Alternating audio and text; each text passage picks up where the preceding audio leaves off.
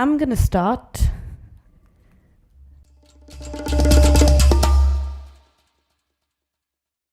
by talking a bit about a world called discoverability. It's, I would say, probably a word à la mode for the moment that people talk about very much. And it's about how do we find books and how do we, as publishers, or you as publishers, find your readers in this new sort of, or fairly new digital world. During the last 10 years, the amount of books in physical bookstores in Sweden has decreased from about 65% to 58%.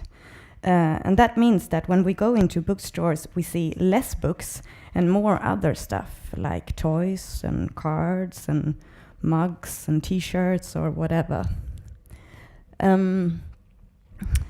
And the death of the physical bookstore that we have seen in the US and the UK recently is yet not here. In fact, the amount of physical bookstores in Sweden has actually grown since 2005.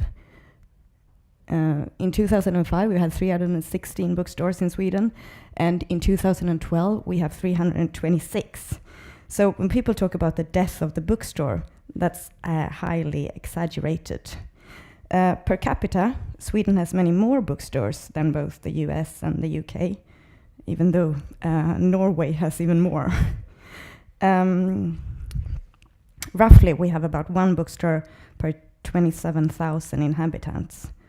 But, because there is a but here as well, in 2010 we had 336 bookstores, which means that the amount of bookstores has actually decreased since, and in 2 years' time, or in 3 years' time, 10 of them have closed.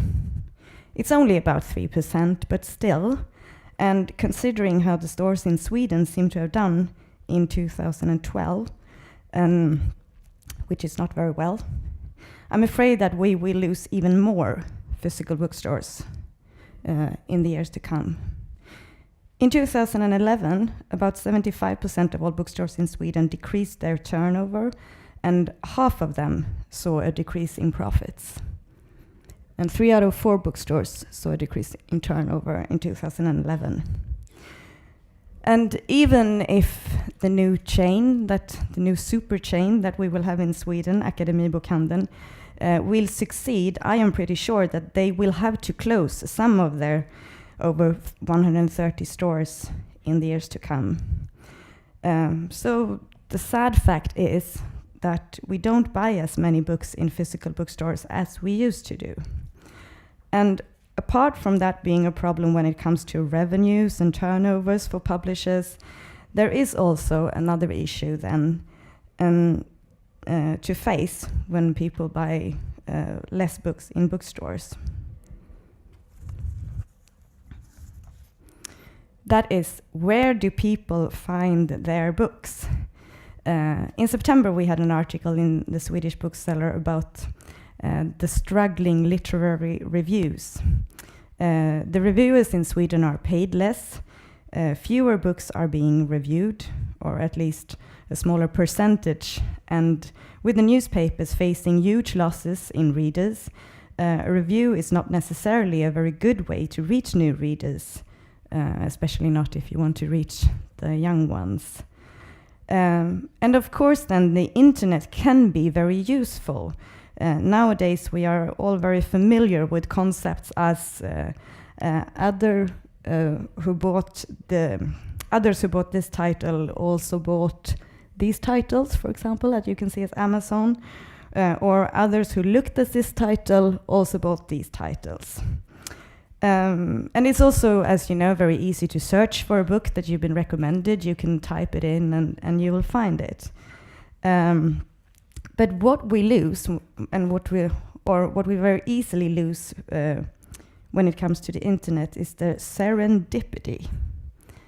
That means that it's very hard to find things that we didn't know that we wanted, or that we'd never heard about before, or that are sort of outside our comfort zone.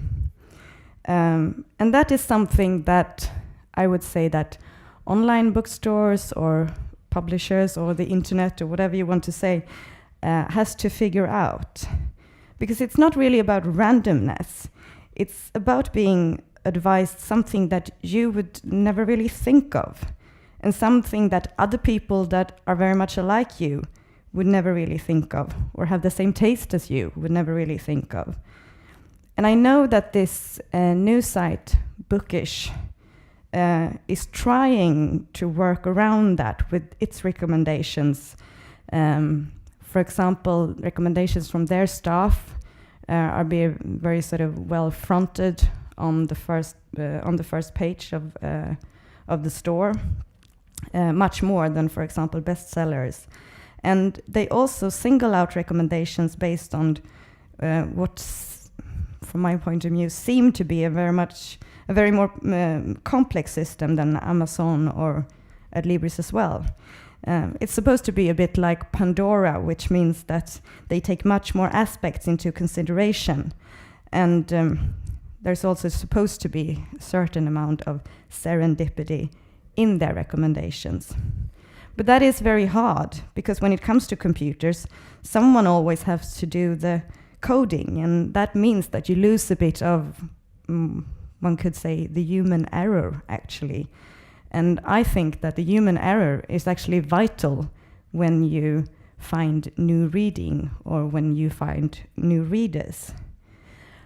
And I think that the guys speaking after me are going to have even more examples on how you can come around these things on the internet. But I would also talk a little bit about, before I hand over, what you, because there are many publishers here, I know, what you can do to reach your readers. And of course, the answer to this question is not one, there are many. But the first key point, I think, is to get, and this might seem very, very obvious, and it's also been talked a little bit before in the other team, but it's about to get to know your readers. And there are a few questions then that you can ask yourself, which is, where are they?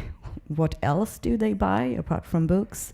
When do they read? Why do they read? What do they eat? And what music do they listen to? And probably 3,000 other questions as well. And to find out this is much more easy to do when you have the internet, because you can, of course, reach readers that are not sitting next to you or are not in the same city as you, but in many, many other places.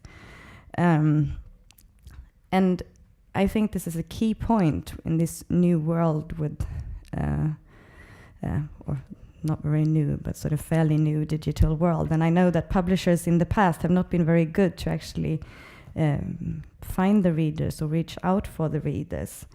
And it's easier to find them now, but it might also be harder to find them since there is so much information.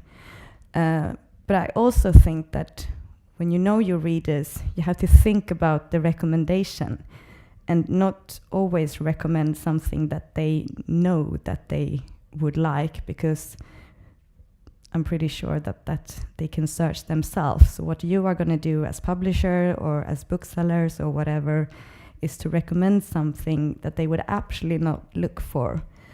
And I found on an internet site the other day a recommendation saying, if you like this book, you will most certainly not like this book. And I think that's a very good way of thinking, to recommend the unthinkable, probably.